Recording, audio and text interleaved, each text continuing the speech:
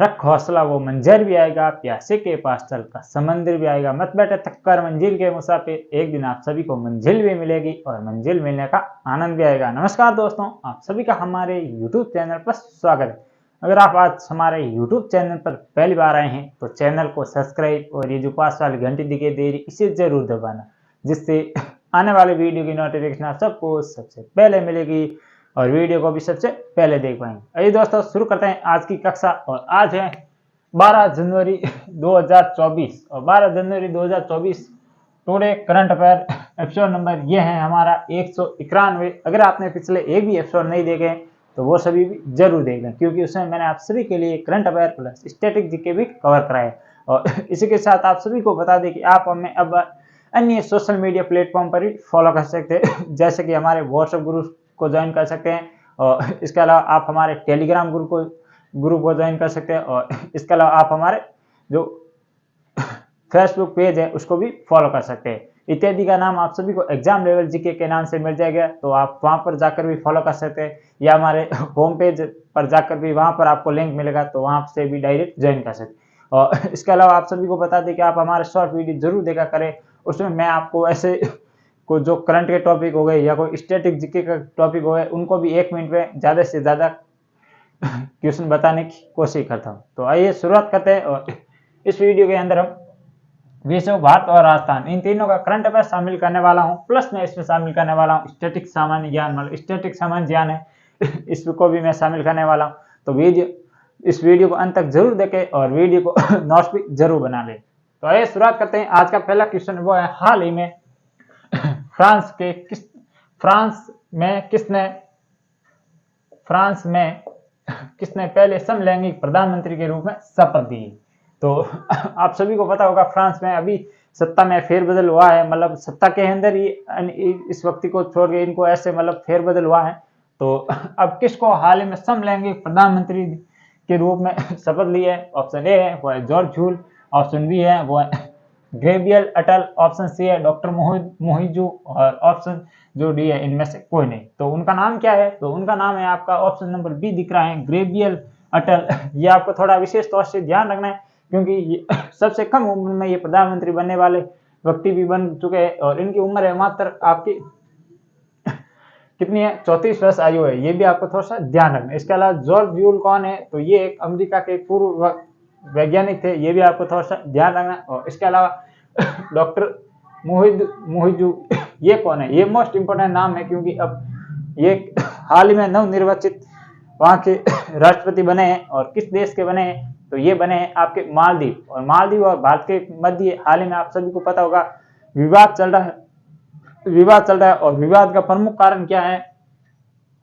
तो वो है कि जो ये नई सत्ताधारी पार्टी के ये अभी हाल ही में बने थे यहाँ पर नए राष्ट्रपति, और ये है ना चीन के समर्थक है। मतलब इनका काफी बयान आते विरोधी, भारत गतिविधियों विरोधी ऐसे बयान दे रहे थे। और जहां पर मालदीव के अंदर भारत के मतलब सैनिक थे उनको भी इन्होंने देश निकाल दिया है। और उसके बाद वहां पर ऐसे इनके मंत्री भी ऐसे विरोधात्मक बयान देने के कारण अब क्या हुआ है कि भारत और मालदीव के मध्य विवाद बढ़ चुका है। और मालदीव आप सभी को पता होगा ये इंडिया है और इसके अंदर ये मालदीव है और ये छोटा सा देश है, एशिया का सबसे छोटा क्षेत्रफल के हिसाब से देखें तो यही देश है, ये आपको ध्यान रखना है। और इसकी जो इकोनॉमिक है या अर्थव्यवस्था है उसमें पर्यटक का 80% भाग है, तो ये भी आपको ध्यान रखना। और भारत से सबसे अधिक पर्यटक अगर कहीं घूमने जाते हैं तो वो मालदीव हो जाते हैं या मालदीव। और इस कारण अब ये विवाद हो गया। तो अब क्या नरेंद्र मोदी यहाँ पर भारत के जो लक्षद्वीप है वहां पर गए थे और वहां पर भारतीय पर्यटकों को आने की बात कही थी। तो अब यहाँ पर नहीं जाएंगे पर्यटक तो इनकी अर्थव्यवस्था काफी डगमगा जाएगी। और इस कारण ये विवाद के कारण इनका नाम थोड़ा सा आपको ध्यान रखना है। और इन्होंने हाल ही में जो श्रीलंका ने जो चीन का एक शोध जहाज था, मैंने ये क्वेश्चन कराया था कि चीन का एक शोध जहाज था उनको परमिशन नहीं दी, तो फिर है ना ये मालदीव ने इन परमिशन मिली है। तो इस कारण ये थोड़ा सा चर्चा में है और ये भी आपको ध्यान रखना। और मालदीव की राजधानी है वो है माले। और इसके अलावा ये क्वेश्चन था, इस बारे में ये जानकारी थी, ये भी थोड़ा सा आपको ध्यान रखना है। और सिंगापुर के हाल ही में नए प्रधानमंत्री कौन बने? तो वो आपको कमेंट बॉक्स में बताना। आइए आगे बढ़ते हैं, देखते हैं आज का दूसरा क्वेश्चन। हाल ही में भारत यूनेस्को के कौन से क्रम की बैठक की अध्यक्षता करेगा? तो आप सभी को पता होगा कि यूनेस्को की भारत में पहली बार कोई बैठक का आयोजन कर रहा है भारत के अंदर, और वो कौन से क्रम की है वो क्रम आपको बताना है। ऑप्शन ए है वो है 45वें क्रम की, ऑप्शन बी है वो है 46वें क्रम की, ऑप्शन बी है 46 क्रम, ऑप्शन सी है वो है 190वें क्रम की, और ऑप्शन डी है वो है 7वें क्रम की। तो कौन से क्रम की वो मतलब बैठक की अध्यक्षता कर रहा है भारत पहली बार यूनेस्को की? तो ये है ऑप्शन नंबर बी दिख रहा है आपको, जो 100 नहीं मतलब खाली 46 इसकी ये बैठक की मतलब अध्यक्षता कर रहा है। अब यूनेस्को नाम आया है तो इसकी क्या होती है फुल फॉर्म? तो यूनेस्को की फुल फॉर्म क्या होती है? वो होती है United nation education social cultural और ऑर्गेनाइजेशन, ये इसकी फुल फॉर्म होती है। और इसकी स्थापना हुई थी 1945 के अंदर। और यूनेस्को का मुख्यालय कहाँ पर है? तो वो है पेरिस के अंदर। और पेरिस किस नदी के किनारे? तो वो है सीन नदी के किनारे। और इसके अलावा वर्तमान में यूनेस्को के हेड कौन है? तो वो आपको कमेंट बॉक्स में बताना है। और इसकी जो 46वें नंबर की बैठक है ये कहाँ पर आयोजित की जा रही है? तो ये की जाएगी भारत के अंदर, ये भी आपको ध्यान रखना। और 45वें क्रम की बैठक कहाँ पर आयोजित की गई? तो ये आपको बताना है कमेंट बॉक्स के अंदर। और इसके अलावा 190वें ये किसकी बैठक की अध्यक्षता की थी भारत ने? तो ये इंटरपोल की 190वें बैठक की अध्यक्षता की थी, वो तो की थी भारत ने, ये भी ध्यान रखना। और 191 नंबर की हाल ही में इंटरपोल की बैठक हुई, तो वो कहाँ पर हुई थी? तो वो हुई थी प्राग के अंदर। और इसके अलावा 7वें ये किस में रैंक है भारत की? तो ये है विश्व जलवायु परिवर्तन सूचकांक में भारत की रैंक है वो है 7वें नंबर। और इसके अलावा जो प्रथम स्थान पर कौन है? तो वो प्रथम द्वितीय और तृतीय फर्स्ट सेकंड थर्ड पर कोई भी देश नहीं है। और सीधे चतुर्थ या फोर्थ नंबर है वो है डेनमार्क, ये भी आपको थोड़ा सा ध्यान रखना है। और इसके अलावा यूनेस्को में भारत की कितनी विश्व विरासत या वर्ल्ड हेरिटेज शामिल है? तो वो है आपकी 42वीं। और 41वीं और 42वीं कौन ही है? तो 41वीं है वो है होलेश्वर मंदिर जो कि कर्नाटक का है। और 42वीं वो आपकी है कौन सी? शांति निकेतन जो कि पश्चिम बंगाल के अंदर स्थित है, ये भी आपको ध्यान रखना। और 40वीं और 39वीं कौन थी? तो 40वीं थी तो वो था रमप्पा मंदिर तेलंगाना वाला। और 39वीं थी वो था आपका धोलावीरा गुजरात वाला। और धोलावीरा 3 भागों में विभाजित था, पश्चिम मध्य और पूर्व, ये भी आपको थोड़ा सा ध्यान रखना, या उत्तर मध्य पूर्व। और इसके अलावा और बता दें कि हाल ही में भारतीय ओर से अमूल धरोहर में एक शामिल नृत्य किया गया था जिसका नाम था गरबा, ये भी आपको थोड़ा सा ध्यान रखना। और वो था 15 क्रम का। और उससे पहले 14 क्रम का कौन सा था? तो वो था आपकी दुर्गा पूजा पश्चिम बंगाल। ये हो गई, इस बारे में हो गई पूरी डिटेल से जानकारी। और फिर आइए आगे बढ़ते हैं, देखते हैं आज का तीसरा क्वेश्चन। हाल ही में किस देश ने green fuel alliance India launch किया है? तो आपको उस देश का नाम बताना है जिसके द्वारा green fuel alliance India launch किया गया है। आपको इंडिया देखकर ये मत कर देना कहीं कि इसका आंसर भारत होगा, पर क्या पता इसका हो भी सकता है नहीं भी हो सकता। आइए देख लेते हैं इसके ऑप्शन। तो नंबर 1 पर है वो है इटली, नंबर 2 पर है वो है भारत, और नंबर 3 पर है डेनमार्क, और नंबर 4 पर है वो है चीन। तो इसका राइट आंसर होगा वो होगा ऑप्शन नंबर बी डेनमार्क, ये भी आपको थोड़ा सा ध्यान रखें। डेनमार्क ने हाल ही में मतलब green fuels alliance India launch करने की घोषणा की गई है। और इसमें क्या होगा कि हाइड्रोजन जो ऊर्जा होती है, या हम उसे कहते हैं जिस ऊर्जा से उत्पादन करने से मतलब कि पृथ्वी को नुकसान नहीं होता, जैसे सौर ऊर्जा हो गई और इसके अलावा बायो ऊर्जा हो गई इत्यादि का अगर हम उत्पादन करते हैं तो प्रोड्यूसर करते हैं तो इसका कोई नेगेटिव इफेक्ट नहीं पड़ता। और इस कारण आप ग्रीन फ्यूल अलायंस, ये भी आपको ध्यान रखना। और इसका विकास किया जाएगा सस्टेनेबल विकास, ये भी आपको ध्यान रखना, सस्टेनेबल डेवलपमेंट एसडीजी गोल पर किया जाएगा। इसका नंबर 1 पर दिख रहा है आपको इटली। इटली की हाल ही में ये देश क्यों चर्चा में रहा था? तो ये आप सभी को पता होगा कि चाइना की एक पॉलिसी है वन रोड बेल्ट, इससे अलग होने वाला हाल ही में ये दूसरा देश बना था इटली। और इससे पहले कौन सा देश अलग हुआ था चीन की इसी योजना से, वन बेल्ट योजना से, और तो वन बेल्ट रोड से, तो वो हुआ था आपका फिलीपींस। तो इटली की वर्तमान में कौन है वहां की प्रधानमंत्री? तो वो है आपकी जॉर्जिया मेलोनी, आप सभी को पता होगा। और इसके अलावा भारत ने 2023 में किन किन की अध्यक्षता की थी? तो एक की थी G20 की बैठक प्रमुख रूप से देखे तो वो भारत में हुई थी, भारत की अध्यक्षता में। और इसके अलावा वहां पर एक मतलब नया संगठन जिसमें शामिल हुआ था G20 के अंदर, वो हुआ था अफ्रीकन यूनियन।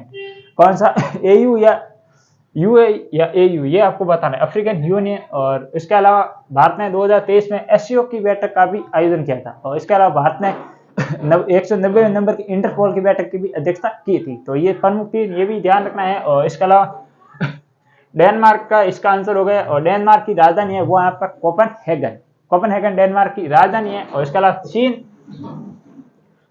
चीन में हुए थे 19वें एशियाई गेम्स, ये भी ध्यान रखना आपको, चीन के अंदर कौन से हुए 19वें एशियाई गेम्स। और इसमें भारत ने कुल कितने पदक जीते थे, तो वो जीते थे 107 ये तो थे। और इसके अलावा ये तो थे मतलब होंगजू चीन में। और इसके अलावा जो पैरा हुआ था यहाँ पर गेम्स, उसमें जीते थे 111। और 111 रैंक भारत की और किसमें है, ये तो थे पदक। और रैंक देखे तो ये थी भूखमरी सूचकांक के अंदर, ये भी आपको थोड़ा ध्यान रखें। चीन की राजधानी है वो है बीजिंग। और चीन की मतलब वर्तमान में कौन है राष्ट्रपति, तो वो आपको कमेंट बॉक्स में बताना है। आइए आगे बढ़ते हैं, देखते हैं आज का चौथा क्वेश्चन। हाल ही में श्रीलंका में किस आईआईटी ने अपना नया परिषद खोला है, तो आपको ये बताना है कि कौन सी वो आईआईटी है जिसके द्वारा हाल ही में श्रीलंका में अपना एक नया परिषद या नया कैंपस खोला गया है। और या ऑफशोर कैंपस, ऑप्शन ए है वो है आईआईटी मद्रास, ऑप्शन बी है आईआईटी कोलकाता, ऑप्शन डी है आईआईटी गुवाहाटी, और ऑप्शन डी है आईआईटी रुड़की। तो इसका राइट आंसर होगा वो होगा ऑप्शन नंबर ए। हाल ही में आईआईटी मद्रास द्वारा ये नया कैंपस खोला गया। और कहां पर खोला गया, श्रीलंका के अंदर, ये भी आपको थोड़ा सा ध्यान रखना। और इससे पहले हाल ही में आईआईटी मद्रास, बॉम्बे और आईआईटी दिल्ली, ये दो आपको ध्यान आ रहा होगा। एक मद्रास ने पहले कहां पर खोला था एक नया अपना पहला कैंपस, तो वो था मतलब भारत से किसी देश में प्रथम बार कोई कैंपस खोला गया। और वो खोला गया था कहां पर, जंजीबार स्थान। और जंजीबार स्थान कहां पर है, तंजानिया में, ये भी आपको थोड़ा सा ध्यान रखें। और इसके अलावा फिर यूएई में खोला गया अबू धाबी के अंदर। और वो किसके द्वारा खोला गया, तो वो खोला गया था आईआईटी दिल्ली के द्वारा। और इसके अलावा आईआईटी गुवाहाटी, ये नाम भी चर्चा में रहा था क्योंकि यहाँ पर सुपर कंप्यूटर बना था जिसका नाम था कामरूप। और कामरूप आप सभी को पता हुआ असम का प्राचीन नाम है, इस कारण ये गुवाहाटी में ही इस सुपर कामरूप जो सुपर कंप्यूटर बना था। और इसके अलावा आईआईटी रुड़की, इसके द्वारा किसान ऐप लॉन्च किया गया था, ये भी आपको थोड़ा ध्यान रखना है। और ये कहां पर है, तो ये है उत्तराखंड के अंदर। अब थोड़ा सा श्रीलंका के बारे में जान लेते हैं। श्रीलंका और भारत को अलग करने वाली कौन सी जल संधि है, जैसे ये इधर मैप में श्रीलंका है इधर की साइड, तो यहाँ पर कौन सी जल संधि है, तो यहाँ पर है पाक स्टेट या पाक जल संधि। और इसके अलावा श्रीलंका की राजधानी है वो है श्री जयवर्धनपुरम, श्रीलंका की राजधानी है। और रनिल विक्रमे यहाँ के वर्तमान में राष्ट्रपति है। आइए फिर आगे बढ़ते हैं, देखते हैं आज का पांचवा क्वेश्चन। ये थे 4 क्वेश्चन जिसमें मैंने आपको विश्व और भारत का करंट अफेयर बताए हैं। और ये जो 2 स्पेशल है ये है आपके राजस्थान करंट अफेयर से संबंधित क्वेश्चन।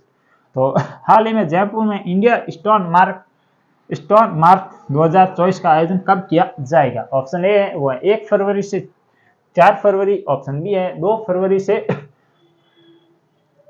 7 फरवरी, ऑप्शन डी है वो है 29 जनवरी से 30 जनवरी, और ऑप्शन जो डी है वो है 15 जनवरी से 17 जनवरी। तो इसका राइट आंसर होगा वो होगा option number A. Option number A 1 फरवरी से 4 फरवरी के अंदर जयपुर के अंदर इंडिया स्टोन मार्ट 2023 का आयोजन किया जाए, ये भी आपको ध्यान रखना। और इसके अलावा आज का 5वां क्वेश्चन है वो है हाल ही में परिवर्तित नाम श्री अन्नपूर्णा रसोई योजना का प्राचीन नाम क्या है, क्योंकि ये तो इसका अब परिवर्तन करके नाम चेंज कर दिया गया, पहले इस किस नाम से जाना जाता है।